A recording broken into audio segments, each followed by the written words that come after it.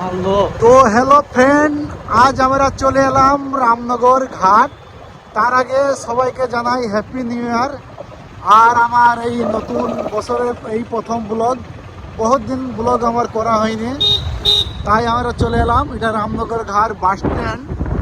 এখান থেকে কাঁথি আর বহরমপুর বাস এখান থেকে যায় বহরমপুর।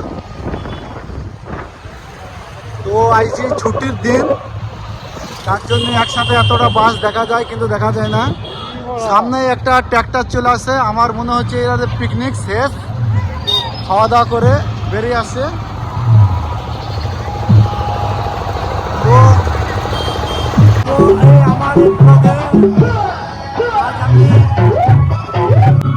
চলে গেলাম রামেরা আসতে। সবচেয়ে ফেমাস জায়গা যে রামনগর ঘাট পিকনিক মাঠ, সেই মাঠে আমরা এখন যাচ্ছি।